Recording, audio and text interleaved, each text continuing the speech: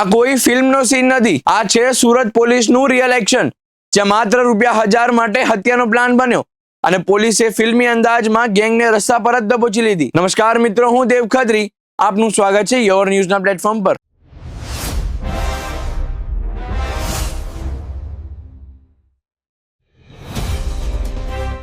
એક એવી ઘટના જે સુરતમાં બની પણ આખા ગુજરાતમાં ચર્ચાનો વિષય બની ગઈ છે. સુરતના ગોડાદરા વિસ્તારમાં એક ચોંકાવનારી ઘટના સામે આવી છે, જ્યાં માત્ર ₹1000ની ઉઘરાણી માટે હત્યાનો ખતરનાક પ્લાન બનાવ્યો હતો. ફરિયાદી સચિન ચૌધરીએ રૂપિયા લીધા હતા પણ પરત આપી શક્યા નહીં અને પછી શરૂ થઈ ધમકીઓ, ફોન પર ગાળો અને સીધી જાનથી મારી નાખવાની ધમકી. પણ અહીં એક મોટો ટર્ન આવ્યો.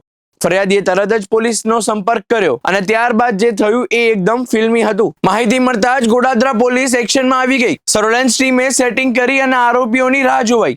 થોડા જ સમયમાં કનૈયા, દીપક અને તેમના સાગરતીઓ કુલ 9 લોકોની ગેંગ 3 બાઇક પર હાથમાં ધારદાર ચપ્પા લઈને હુમલો કરવા પહોંચી ગઈ. પણ તેમને વિચાર્યું પણ નહીં હોય કે પોલીસ પહેલાથી જ ત્યાં હાજર હશે. જેમ જ આરોપીઓ સોસાયટીમાં પ્રવેશ કરવા જતા હતા તેમ સામે પોલીસ આવી ગઈ અને પછી શરૂ થયું એકદમ ફિલ્મી ચીઝ. એક આરોપી બાઇક લઈને ભાગવાનો પ્રયાસ કરે છે, પોલીસ પાછળથી પકડી લે છે. બાઇક વ્હીલી થઈને હવામાં ઉડી જાય છે અને બંને જમીન પર પટકાઈ જાય છે. બીજી તરફ એક આરોપી પોલીસ સાથે ઝપાઝપી કરે છે પણ એક બહાદુર જવાન તેને જમીન પર પછાડી દે છે અને તેના ખભા પર બેસી જાય છે, તેથી તે ફરી ભાગી ન શકે. એક પછી એક તમામ આરોપીઓને કાબુમાં લઈ લેવામાં આવ્યા. આ ઓપરેશનમાં મનીષ ઉર્ફે કાલિયા ગુપ્તા, પ્રિયેશ દુબે, દીપક યાદવ, અમિત યાદવ, પ્રકાશ સોની અને અભિષેક યાદવ સહિત કુલ પુખ્ત વયના 6 આરોપીઓ ઝડપાયા. સાથે એક કિશોર પણ સામેલ છે. આ તમામ આરોપીઓ મૂળ ઉત્તર પ્રદેશ અને બિહારના વતની અને સુરતમાં મજૂરી કરતા હતા. સુરત પોલીસની સતર્કતા અને ઝડપી કાર્યવાહીથી એક મોટી જાનહાનિ ટળી ગઈ છે. ઝીરો ટોલરન્સ હેઠળ ભારતીય ન્યાય સંહિતા 2023 મુજબ ગુનો દાખલ થયો છે અને હવે આગળની કાયદેસરની કાર્યવાહી ચાલી રહી છે. સોશિયલ મીડિયા પર આ ઓપરેશનની ભારે પ્રશંસા થઈ રહી છે અને લોકો કહી રહ્યા છે આ કોઈ ફિલ્મ નથી,